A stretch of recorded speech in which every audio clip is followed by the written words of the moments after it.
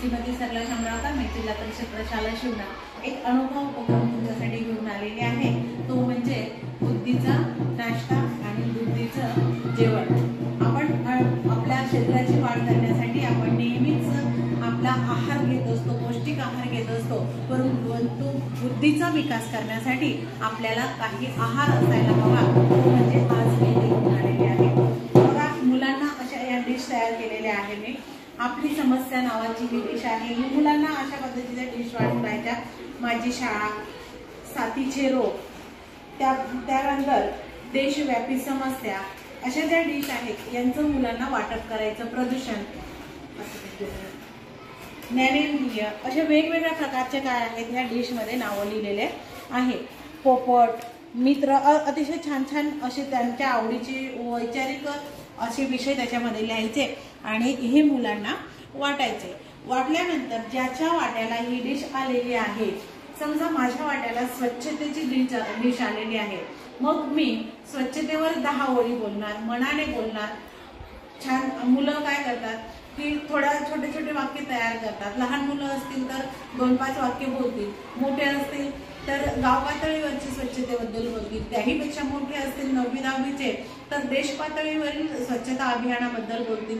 म्हणजे त्यांची बोलण्याची अभिव्यक्ती वाढेल आणि यामुळे त्यांना बोलण्याचं धाडस सुद्धा निर्माण होईल।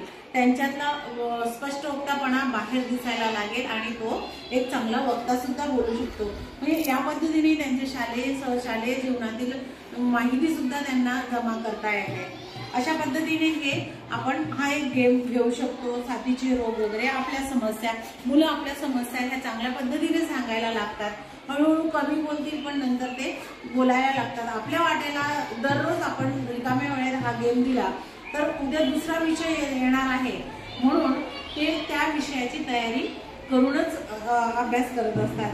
त्याचप्रमाणे याच्यातच अजून एक उपक्रम आहे, तो म्हणजे जेवण। यातही वैचारिक आहे। आपला जिल्हा, आता आपला जिल्हा हा एक व्यापक विषय असला, पार्ट्स ऑफ स्पीच याच्यात इंग्लिश सुद्धा आहे, डिरेक्शन आहे, वाक्प्रचार आहे, हा व्याकरणाचा प्रकार आपण घेऊ शकतो, मंत आहे, वाक्प्रचार, अर्थ व त्यांचा वाक्यात उपयोग करून सांगा, शेवटी वाय येणाऱ्या शब्द सांगा, डेज आहे आणि शेवटी एलवाय येणारे शब्द सांगा। म्हणजे अशा पद्धतीने आपण यांना मुलांना ह्या डिश वाटल्यानंतर त्यांच्याकडनं ह्या सगळ्या गोष्टी पाठांतर करून घेऊ शकतो किंवा वेगवेगळ्या पद्धतीने आपण त्यांचा व्याकरणात कसा वापर केला गेला पाहिजे आणि त्याच्या नियम काय आहेत हे आपण त्या मुलांना समजावून सांगतो। आज जर मला शेवटी एलवाय असलेले शब्द आलेले आहेत तर उद्या दुसरा कोणता येऊ शकतो की मला वाक्यप्रचार किंवा अर्थ सांगा येईल, तर मी मला वाक्यप्रचार सांगून मला अर्थ त्याचा सांगता सुद्धा आला पाहिजे। म्हणजे अशा पद्धतीने त्याचप्रमाणे जर वैचारिक आपल्याला वक्ता बनवायचा असेल, विद्यार्थ्यांना ऑन द स्पॉट एखाद्या विषयावर त्याला बोलायला शिकवलं पाहिजे, तर आपण त्यांना वन्यजीव आहेत, जगातील सगळे वन्यजीव आपल्याला त्यांना विचारता येतात, वाहक प्राणी हे याबद्दल तो बोलायला लागेल। एखाद्या मुलाला लष्कराबद्दलचे कार्य व जल, स्थल आणि वायूचं लष्कराची माहिती आहे। त्याचप्रमाणे व्यवस्थापन आहे, दुसरी आहे राष्ट्रीय सुरक्षा आहे, पर्यावरण संवर्धन आहे, आतंकवाद आहे, यांसारखे संरक्षण आणि शास्त्र आहे। त्याचप्रमाणे या पद्धतीने जे हे जेवण आपण त्यांना देणार आहोत, मुलं हे जे आहेत या विषयांवर चांगल्या पद्धतीने बोलू शकतात। बघा, आता हे जेवणाचं ताट मिळालं आहे, लष्कराचे कार्य, मग लष्कराचे कार्य मुलं अभ्यासून बोलायला लागतात। स्थळ, काळ, जलवायू, लष्कर ते बोलू शकतात। म्हणजे आज इथे कदाचित 2-4 शब्द बोलतील, उद्या 10 शब्द बोलतील, त्यांना नाही बोलता आले तर ते उद्या अभ्यास करून येतील आणि मग बोलतील। म्हणजे याच्यामुळे काय त्यांची जेवणाची भूक भागणार आहे, कसली तर बुद्धीच्या जेवणाची। म्हणजे ते अवांतर भविष्याची पुस्तकं सुद्धा चाळतील, आपली जास्तीत जास्त माहिती जाणून घेण्याचा प्रयत्न करतील। पर्यावरण संवर्धन, हा एक असा नाजूक विषय आहे की तो आज सहज इतक्या लवकर बोलू शकत नाही. 5-10 ओळी आज बोलेल, उद्या 20 ओळी बोलेल, पण त्याला समर्पक उत्तर नाही मिळालं तर उद्या तो अवांतर विषयाचे पुस्तक वाचून, पर्यावरणाबद्दलचे पुस्तक वाचून मग या पर्यावरण विषयाच्या बद्दल बोलायला लागेल. म्हणजेच पर्यावरण विषयाचं त्याचं पोट भरलेलं असेल बुद्धीचं, म्हणजे बौद्धिक विकास त्याचा झालेला असेल. असा हा नाविन्यपूर्ण आणि अतिशय बेस्ट टू बेस्ट मटेरियल पासून आपण हा साहित्य बनवलेला आहे. जर हा साहित्य तुम्हाला आवडलं असेल तर नक्कीच माझ्या चॅनलला सबस्क्राईब करा, व्हिडिओ शेअर करा, लाईक करायला विसरू नका. आणि हो, सबस्क्राईब आणि लाईक नाही केलं तरी चालेल, पण हा उपक्रम तुमच्या शाळेत राबवायला मात्र विसरू नका. नमस्कार. जिल्हा परिषद प्रशाला शिवना येथे आज नवीन उपक्रमाला सुरुवात होत आहे, ती म्हणजे जेवण आणि नाश्ता. या ज्या डिश आहेत या डिशमध्ये मुलांना जेवण मिळणार आहे आणि या डिशमध्ये मुलांना नाश्ता मिळणार आहे.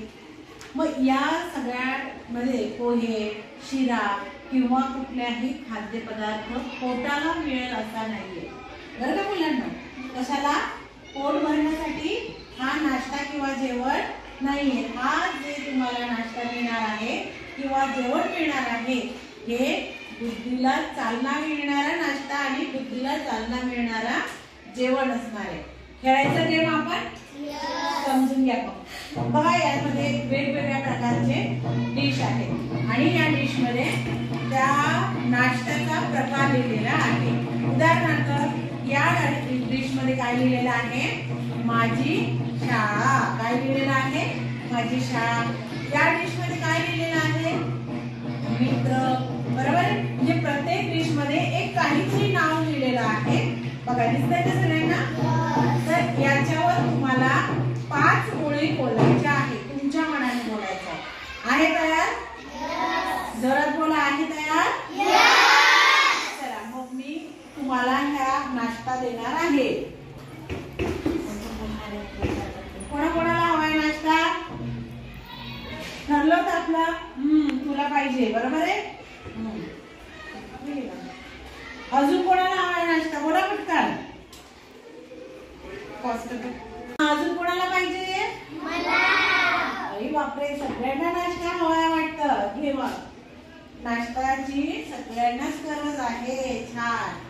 अजून इकडे मुलींना? अरे बापरे, घ्या मग.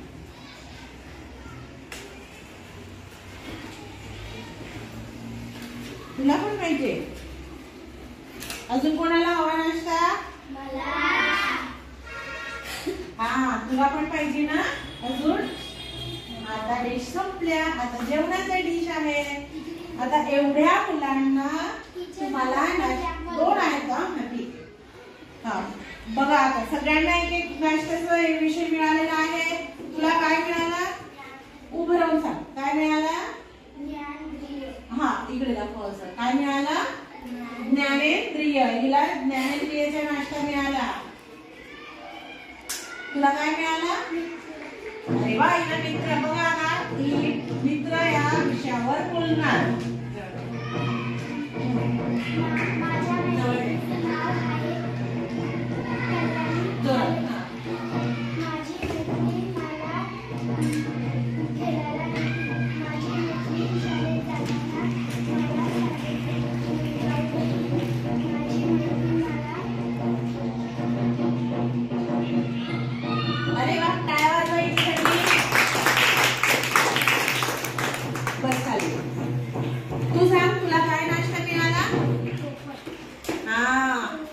पोपट मिळालेला आहे बघा.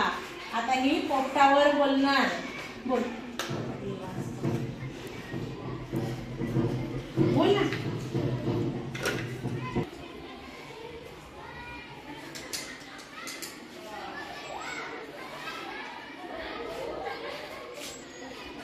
हा, चला पुढचं कोण बोलतं बरं? हा, बोल मग बोल. बघा, हिला नाश्ता कशाचा मिळाला तुला ते सांगा. अरे वा, पोपटाचा नाश्ता मिळालाय. बोल मग. पोपट हा पक्षी आहे. पोपटाचा रंग हिरवा आहे. त्याची चोच लाल आहे. तो पेरू आणि मिरची खातो. अरे वा. चला पुढचा नाश्ता कोण बोलता? हा, आई सांग उठ, काय मिळालं तुला नाश्ता? दाखव.